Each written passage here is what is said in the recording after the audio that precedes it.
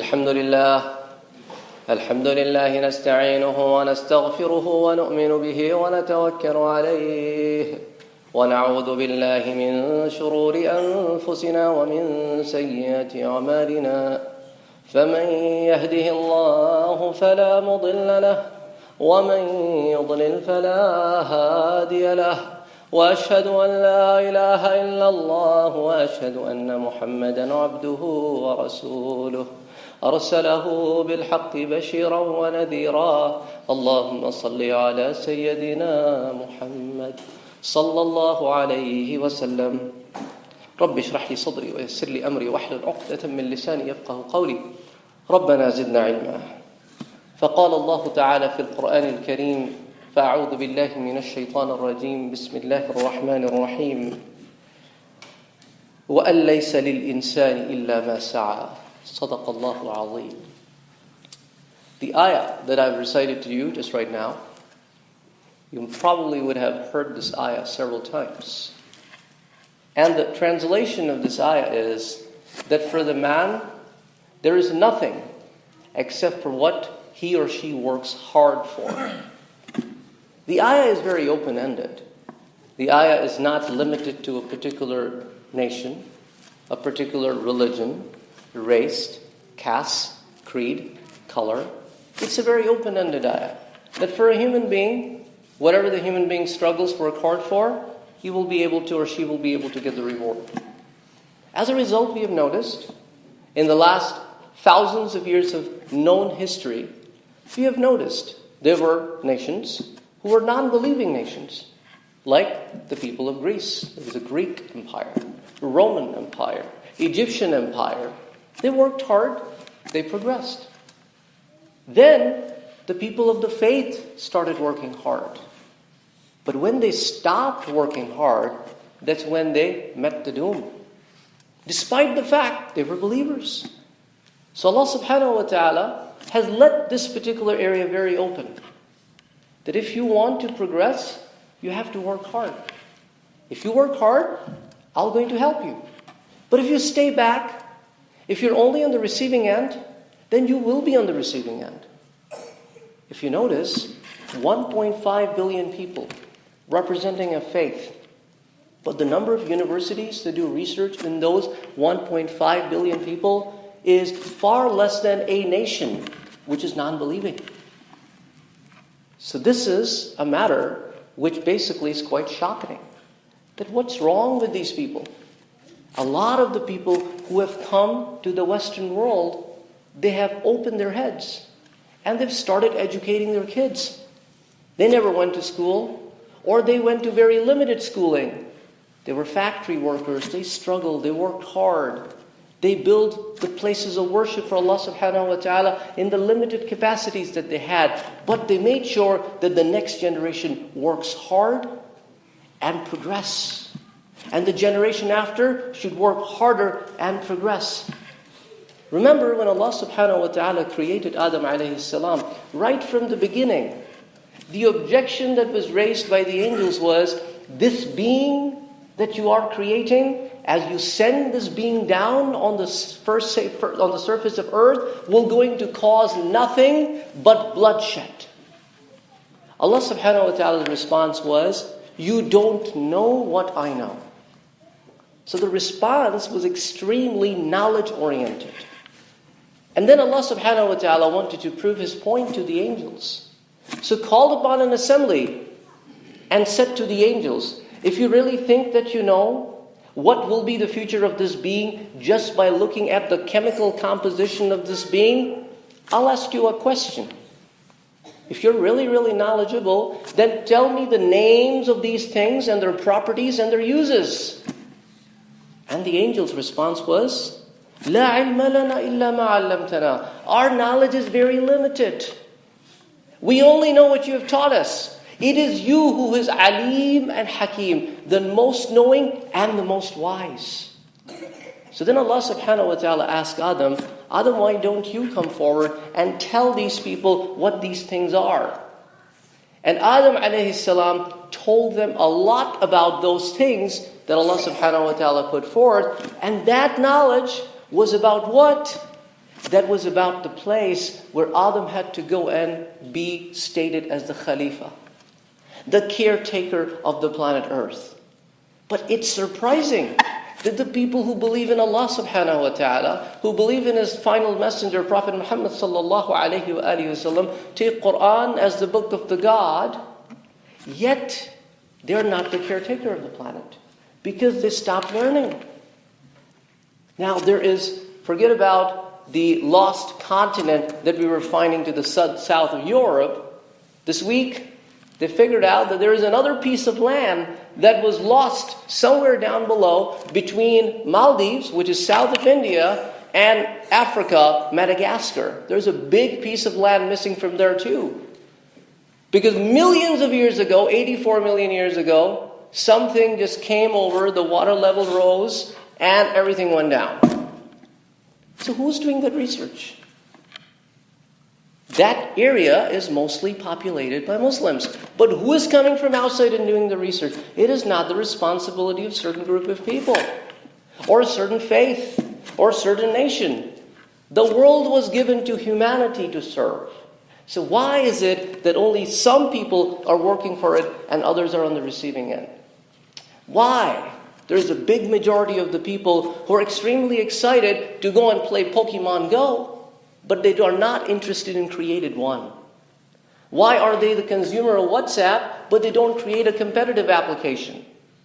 Why? There's something missing. And that something lies in the roots of this book, where Allah subhanahu wa ta'ala says, how is it possible that you can put two people together in the same weighing scale where one is knowing and the other one doesn't know? It's not possible. You have to learn to progress. As a teacher, I can stop if I stop learning. I will be delivering every day what I've learned maybe 20 years ago, but do you think my students, when they graduate out, they will be employable? Certainly not. Because what they know, nobody uses. Nobody cares about. So the idea is to be progressive. Every day we go to work, we learn something. And there are people who refuse to learn. It reminds me of an example of a guy who used to work on the supply line at Maytag. And his job was that when the refrigerator would come, on the back of the refrigerator he would put 8 screws. That's all he did for 20 years. He was happy. He did not want to do progress. He stayed there. He retired on that. But then there were other individuals who learned. And they worked ahead to become supervisors, managers. They started with him. So the idea is with us. What do we want to do? Do we want to learn and move forward? Or do we want to stay where we are? Because if we stay where we are, you can see where we are. How are we being treated? How are we being dealt with? This is extremely important because this is the message that was brought to us over the period of time by Allah subhanahu wa ta'ala over and over and over again.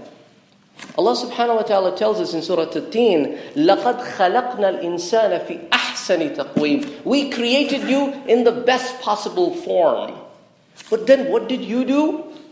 ثُمَّ رَدَدْنَاهُ أَسْفَلَ السَّافِلِينَ. You became the worst of the worst because you didn't follow my guidelines. Your thinking and your vision was so limited that you thought that being a believer means build the house of God and worship Him, and outside of the masjid there is no implementation of that faith. That's where you went wrong. Why? Because this is exactly what the angels told to Allah subhanahu wa ta'ala. Why are you creating this being? We worship you all the time, 24/7. And his response was, that will not going to be their only job. Rather, all their jobs, it doesn't matter what they do, as long as they follow my guidelines, I'll turn them into a form of worship. You go out there, you earn living for your family, considering that this is the means of earning halal for my family, you're worshiping Allah subhanahu wa ta'ala. You could have easily gone the other route and have done things. You could go to work and waste time. But you are like, no, if I waste time, this paycheck is haram. I have to give to my employer what I've promised. So you're being God conscious. This is the taqwa that is compelling you from staying away from haram and going towards halal. You go out and get educated so that you can make and fulfill that promise that Allah subhanahu wa ta'ala gave you when you were sent down initially. And that is a worship. So all of these different forms, you come home, you take care of your family for the sake of Allah subhanahu wa ta'ala. You guide your next generation for the sake of Allah subhanahu wa ta'ala. You spend time with them for the sake of Allah subhanahu wa ta'ala. Everything, every day, every second is a worship. You sleep because Allah subhanahu wa ta'ala said in the Quran, we have made the night for you to take rest. So that when the day shall come, you shall be able to go out and earn living. So now you are sleeping, but you're worshiping. So worshiping is not bound to one piece of mat. But when you say, Allahu Akbar, you said Allah is the greatest. But what happens to that claim as soon as we step out of the masjid? Isn't He the greatest anymore? Na'udhu billah. Or when you fold your hands in humbleness and you say, Alhamdulillahi Rabbil Alameen, all thanks to Allah subhanahu wa ta'ala, then what happens to that thanking process when we go out and whine about what we don't have and don't thank about what we have? And then when we say, إِيَّاكَ نَعْبُدُ وَإِيَّاكَ نَسْتَعِينُ, it is you alone that we worship, it is you alone that we seek help from, then why does our faith shakes when Allah subhanahu wa ta'ala gives us tests? May Allah protect us all from those tests. But remember, even when we get hit by those calamities, tests, sickness, in return of those sickness, the sins are getting wiped off. This is the mercy and the blessing of Allah subhanahu wa ta'ala on the believers. But the bottom line is to believe. Sami'a Allahu liman hamida. Allah subhanahu wa ta'ala listens to anyone who brings about the hamd, the praises of Allah subhanahu wa ta'ala. Rabbana lakal hamd. These words are there for a reason, to change us. That change needs to become from within. So Allah subhanahu wa ta'ala has given us these guidelines. وَمَا خَلَقْتُ الْجِنَّ وَالْإِنسَ إِلَّا لِيَعْبُدُوا. Indeed, I have created the humans and the jinn to worship me. But worship doesn't end in this little rectangular or square room. That is the thing. That this is just a little boost that we get 5 times a day to bring us back online. So like when you drive your car, the alignment goes bad, you take it to the guy who fixes the alignment, the car is driving again fine. So this is the alignment. That this is the mercy of Allah subhanahu wa ta'ala that we get to align ourselves 5 times a day. But the problem is, we don't pay attention. Because again, we never learn to do that. We're solving problems in the middle of salah. At the end of the salah, we're like, oh, now I solved that problem. Because Assalamu alaikum wa rahmatullah from Imam woke me up. Because I was sleeping from Allahu Akbar to Assalamu alaikum. What kind of prayer am I giving to Allah subhanahu wa ta'ala? Think about it if you are an employer. And if your employee comes to work and sleeps, what are you going to do that employee? Or works sometimes and doesn't work the other times. Or does half jobs. It is the mercy of Allah subhanahu wa ta'ala that He brings about, says, you know what? You need to come to me and I shall guide you. Because my book, look at it. When I'm telling you, أَفَلَا يَنظُرُونَ إِلَى الْإِبِلِ كَيْفَ خُلِقَتْ وَإِلَى السَّمَاءِ كَيْفَ رُفِعَتْ وَإِلَى الْجِبَالِ كَيْفَ نُصِبَتْ وَإِلَى الْأَرْضِ كَيْفَ سُطِحَتْ. When I'm telling you, have you not looked at the humps of the camel? Have you not looked at the skies, how I have raised them, and the mountains I have put them down, and the earth I have straightened it up? I don't want you to just look at them, because anybody can look at them.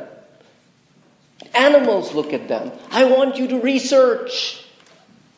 Why is the mountain doing what it is doing? How can I benefit out of it? What about the piece of land? What about the astronomical system?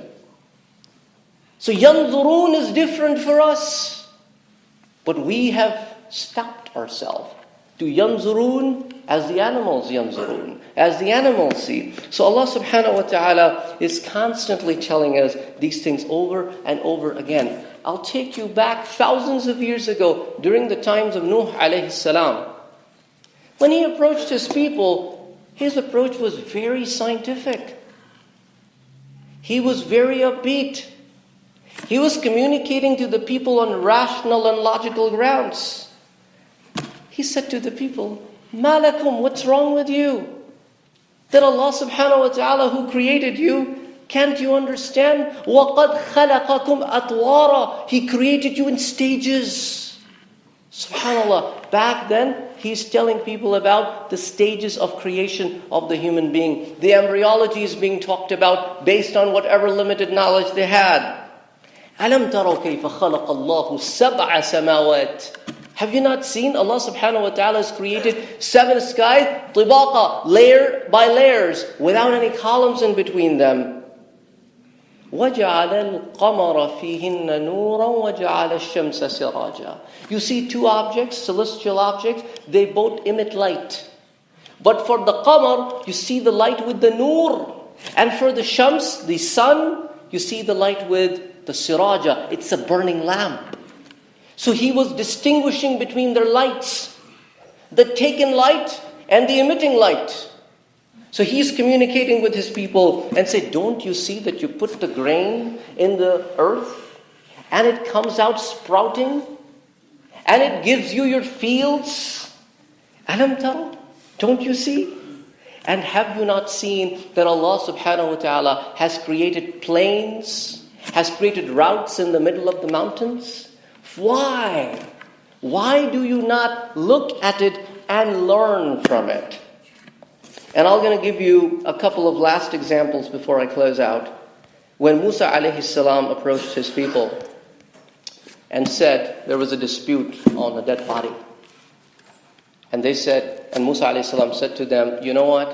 Why don't you slaughter a cow, take a piece of the meat of the cow, struck the dead person shall raise from dead, and shall tell you the name of the person who killed him.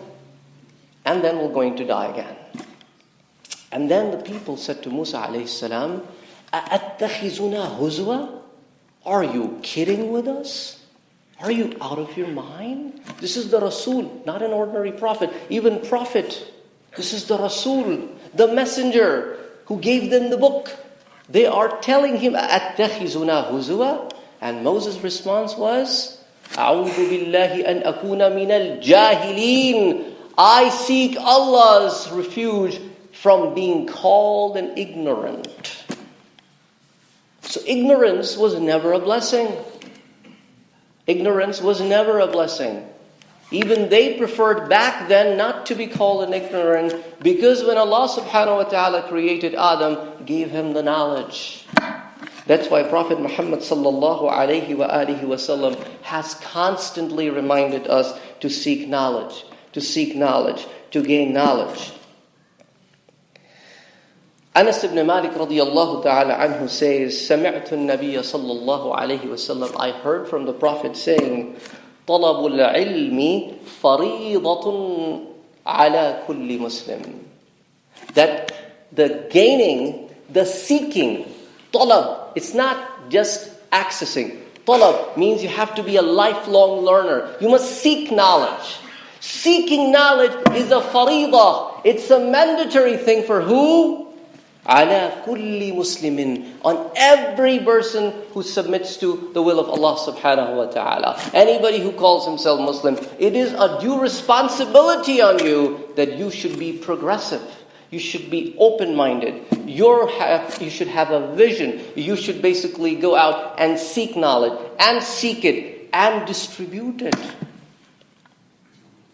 So anyway, the bottom line is that we need all to go in our lives, in our families, and see how we can make ourselves knowledgeable in both areas. See, we have 2 responsibilities. We have to fulfill both of them. There's a responsibility of faith, and then there's a responsibility of the caretaker of this planet. So we need to balance Because this ummah is a balanced ummah. أقول قولي هذا وأستغفر الله لي ولكم ولسائر المسلمين فاستغفروه إنه هو الغفور الرحيم.